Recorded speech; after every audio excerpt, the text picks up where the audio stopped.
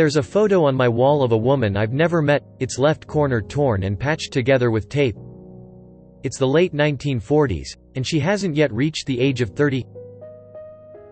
Her light bronze skin is smooth, her eyes still young and dynamic. She is unaware of the tumor growing inside her. A tumor that would leave her 5 children motherless and also give rise to the evolution of medicine.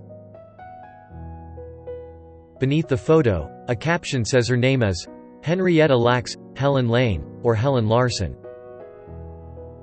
No one knows who snapped that picture, but it has appeared innumerable times in magazines and science textbooks. She's usually identified as Helen Lane, but often she has no name at all. She's simply called Hela, the codename given to the world's first immortal human cells. Her cells, cut from her cervix just months before she died. Her real name is Henrietta Lacks. I first learned about Hela cells and the woman behind them in 1988, 37 years after her death, when I was 16 and my biology instructor mentioned her in class. I've spent years gazing at her photo, wondering what kind of life she led, what happened to her descendants, and what she would think about her cells living on for good, bought, sold, packaged and shipped to laboratories around the world. I've tried to imagine how she'd feel if she knew that her cells went up in the first space missions to see what would happen to human cells in zero gravity, or that they helped with some of the most spectacular advances in medicine, the polio vaccine, chemotherapy, cloning, gene mapping, and in vitro fertilization. I'm pretty sure that she, like most of us, would be shocked to hear that there are now an infinite number of her cells growing in laboratories, more than there ever were in her body. There's no knowing exactly how many of Henrietta's cells are alive today. One scientist estimates that if we could pile all of the Hela cells ever grown onto a scale, they'd weigh more than 50 billion kilograms. Another scientist calculated that if we could lay all of the Hela cells ever grown end to end, they'd wrap around the Earth at least 3 times.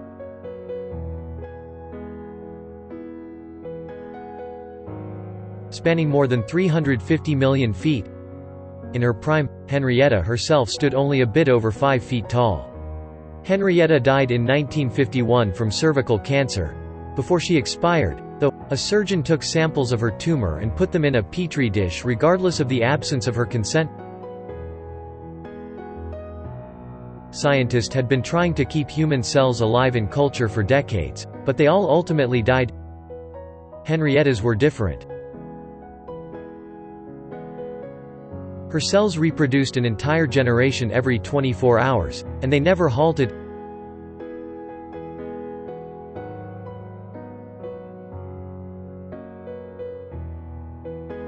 In this unprecedented development, they became the first immortal human cells ever grown in a laboratory.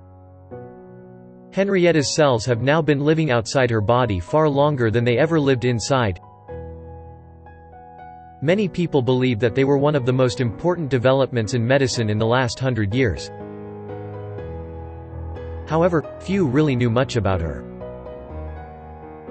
Years later, I eventually traced a few magazine articles about her from the 70s. Ebony quoted Henrietta's husband, "All I remember is that she had this deadly disease, and right after she died, they called me in the office wanting to get my permission to take a sample of some kind. I decided not to let them."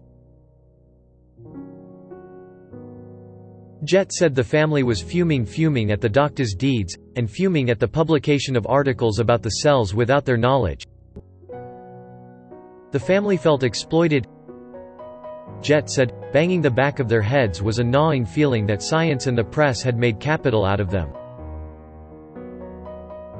The articles all ran photos of Henrietta's family. The caption said the family had found out just a few months earlier that Henrietta's cells were still alive, whereas at that point, she'd been dead for 25 years. Then, I hit on the idea of writing a book that was a biography of both the cells and the woman they came from, someone's daughter, wife, and mother.